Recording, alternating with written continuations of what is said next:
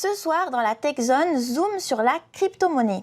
Tout le monde a déjà entendu parler du Bitcoin, c'est la première monnaie virtuelle lancée en 2009. Depuis, des dizaines de milliers d'autres crypto-monnaies ont été créées.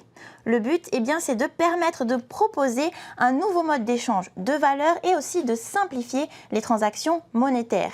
La crypto-monnaie attire aussi évidemment les investisseurs, mais comme tout investissement, cela peut représenter un danger.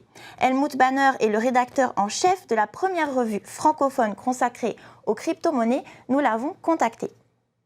Alors, le marché crypto-monétaire, et je pense que même ceux qui le connaissent peu en ont parfaitement conscience, il est volatile. Par exemple, le Bitcoin en 2021 a atteint un sommet à 67 000 $. Actuellement, il se négocie presque 30 000 $ de moins. Ce phénomène est évidemment problématique et il est surtout dû au fait que le marché crypto-monétaire est dans son adolescence encore. Mais le marché des crypto-monnaies, c'est en grande partie un marché autour aussi d'un type de crypto-monnaie qu'on appelle les stablecoins. Les stablecoins, ce sont des crypto-monnaies qui ont pour caractéristique d'être indexées à une monnaie fiat. Une monnaie fiat, qu'est-ce que c'est? C'est une monnaie nationale. Le franc pacifique, l'euro, le yen, le dollar. Notons par ailleurs que créer une crypto-monnaie peut s'avérer assez simple. En revanche, y faire adhérer un groupe, une communauté est beaucoup plus compliqué. En Polynésie, certains projets sont en train de se faire, c'est notamment le cas du dollar fénois de Jordan Vedel.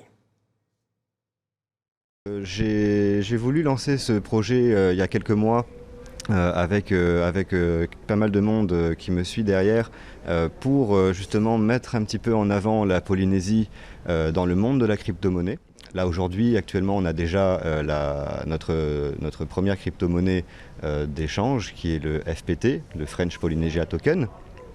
Et dans pas longtemps, on doit lancer donc le dollar fénois qui est vraiment le centre de notre projet et de notre écosystème qu'on veut créer autour de tout ça. Mais une monnaie virtuelle du fénois est-elle vraiment nécessaire? L'offre actuelle de crypto-monnaies anciennes, notamment Bitcoin, mais tout un panel d'autres, est amplement suffisante pour pouvoir bénéficier à la Polynésie. Parce qu'elle peut s'en servir, la Polynésie. Au fénois, si les institutions commencent à s'y intéresser, pour l'instant, aucune réglementation n'existe autour de la crypto-monnaie. Contacter une banque locale admet ne pas vraiment maîtriser le sujet et donc ne pas conseiller ses clients dans ce domaine.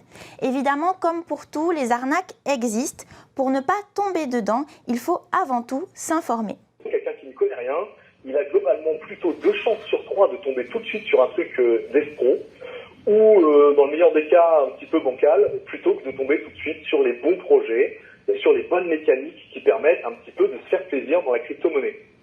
Quand on a envie de s'intéresser à la crypto, parce que le sujet est passionnant ou parce qu'on a envie de gagner de l'argent, on commence par une période d'acclimatation, le temps nécessaire. Le temps passé à se former, à lire, à regarder des tutoriels, à apprendre, à monter en compétences, c'est le meilleur investissement qu'on puisse faire dans un premier temps. Et pour ceux qui arrivent à faire fructifier leurs investissements, il est actuellement impossible de réinjecter directement cet argent dans l'économie locale.